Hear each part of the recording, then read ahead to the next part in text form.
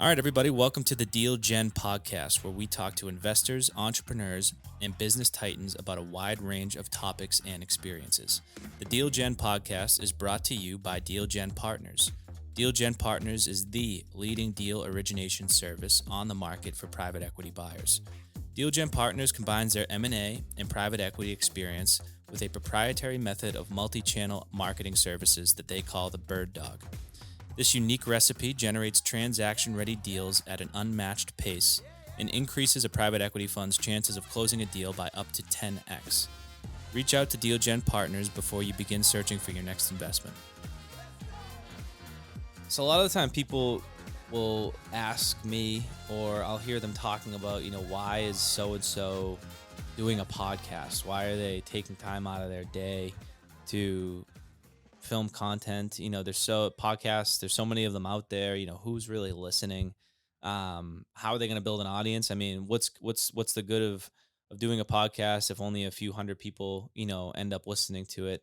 And I want to share some reasons why I do this and some of the things that I've learned from doing podcasts, not only right now, but one in the past, that I think are perfect for someone who's starting a business and trying to grow a business.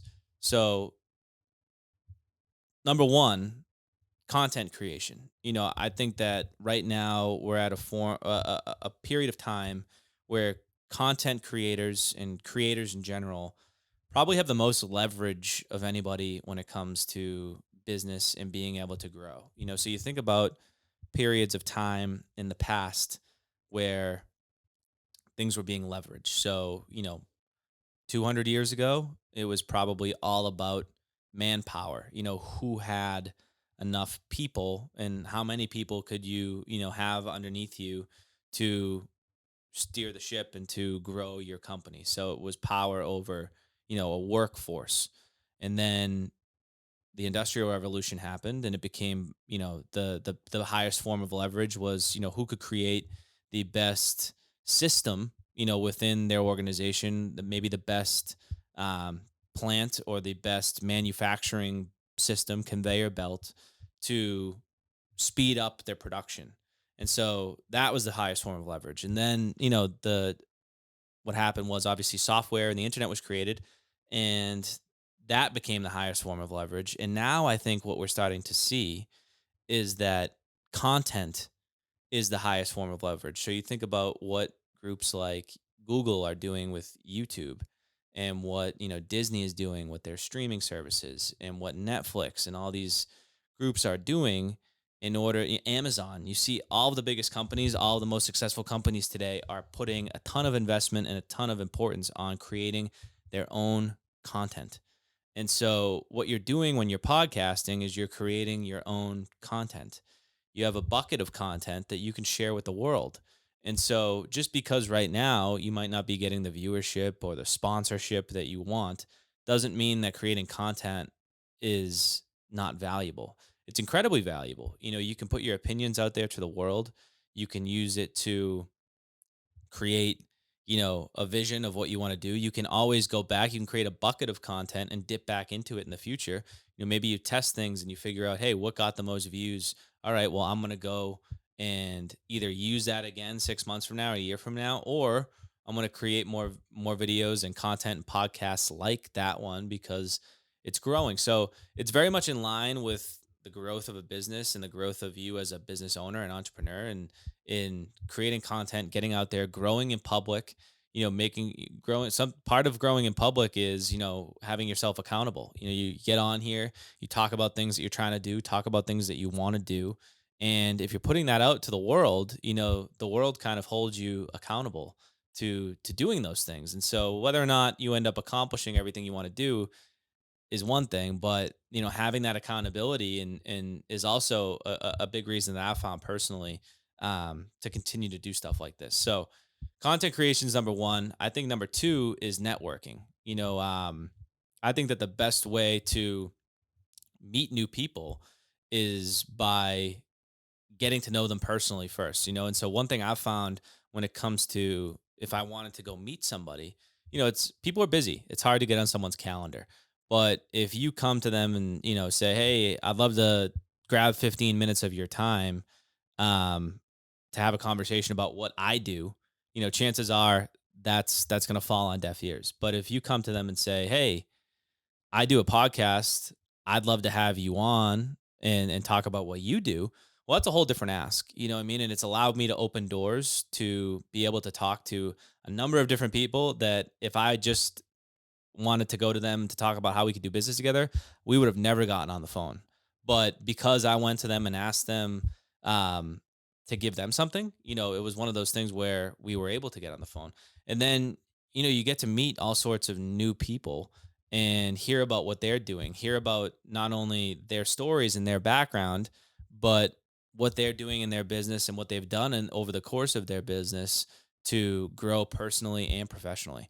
And so I thought just the network effect. And then another cool thing about it too is that you have somebody on, they have a good experience. Well, now you go back and ask them, "Hey, who else in your network should I have on my show that would be a good guest?" And their network now becomes your network. And so it's a great networking tool. And I've used it, purely as that for a while, just to go out and meet people who, otherwise I probably wouldn't have been able to get in contact with. But because I do a podcast and because, they want to share their story, we were able to have a phone call. And, number three, I think it's directly correlated with sales. So if you approach the podcasting art the right way, I think it's an incredible sales tool. The reason why is because, one, there's baked in reciprocity, right? So the rule of reciprocity is that I give you something. Inherently, as humans, we feel as though you need to return that something. So, I'm not going in with any expectation. But when I reach out to somebody, I'm saying, "Hey, I want to have you on my show to talk about what you do and make content for you to be able to post all over your social media." So it's all about them, their story, their content. You're creating something for them, you're giving them something. And usually when you do that, one thing I've heard that I've thought about a lot is that there are a lot of podcasts out there today, but for many of the guests that you have on your show, you're either one of one or one of maybe a handful of other people that they've ever done a podcast with. So when they think about you, they're like, "Oh, well, we have one shared experience with each other. And I only have that shared experience with either that one person or with maybe a couple other people." And so you're one of one. You become one of one. You become one of one person that they've ever done this with. And so they think of you differently, you know what I mean? And they think of you in a way that they appreciate. And so it's easy to kind of go back and when you want to figure out when you have an opportunity to bring them or you have a way of collaborating together, you've already gotten their attention and they inherently kind of feel like they owe it to you to hear you out because you gave them a half hour of your time hearing them out and they had a great experience doing so. And so you build in that level of trust. And then secondly, you get to know that person, right? So you don't just jump in and start talking about, "Hey, I do this, you do like, this is what I can sell you and this is what it costs." You get to know them. You get to ask them all the questions that you want to ask them. So you can tailor the whole conversation around, one direction, or you can just be open-minded and ask them, questions as they come to the top of your mind and as they fit into the conversation. But the point is that you control the conversation. So you can ask them questions about their life. You can ask them questions about their kids. You can ask them questions about their business and how they got there and where they want to go. And then as the conversation fits, you can sprinkle in different things about your life and what you do and what you're trying to do. And at the end of the call, and at the end of the podcast, at the end of the show, you have had a very genuine conversation already. You have a genuine experience. You've gotten to know them. You've gotten to talk a little bit about them in a deeper level than normally people do. You've gotten to ask them all the right questions that you want to ask them. I mean, think about what sales is in general. A lot of the time you're prospecting, right? So you're asking them questions and typically they know it's a sales call. So they're very standoffish about giving away anything and showing all their cards. When you're on a podcast, the whole purpose is to be open. The whole purpose is to open up a little bit about what you're doing and where you want to go. And so they're going to approach that much differently than they're going to approach a sales call, even though you might be trying to accomplish the same thing, which is, hey, I want to do business with this person. I'm going to have them on my podcast. I'm going to get to know them. I'm going to give them a bunch of content that they can go out and post to the world. And then I'm going to figure out whether or not they're a good prospect for what I do. And I'm going to try to make them a client of mine. And it's worked time and time again in the different businesses that I've done. And it's I don't mind saying it out loud because at the end of the day, I don't want it to be a sales call, but I do want to figure out whether or not we can do stuff together because typically if we can, it's benefiting both of us. And we owe it to ourselves to learn that there's something out there that we could both benefit from, we could both grow from, we could both make money from.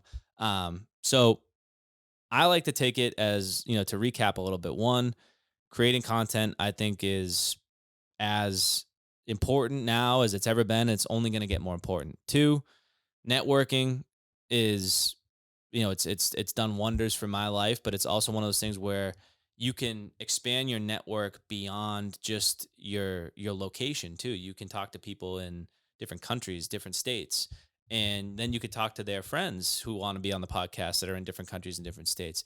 So you can really expand your network rapidly by doing a show. And then three, you can use it as a sales tool and you can be really strategic about how you do it.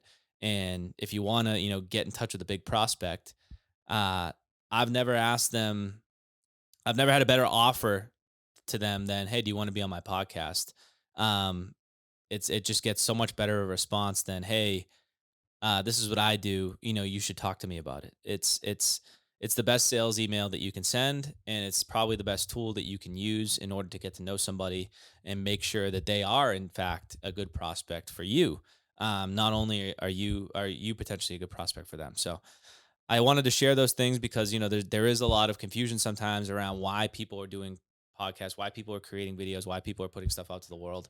And in my experience, those three things are why I do it. So appreciate you listening and thanks.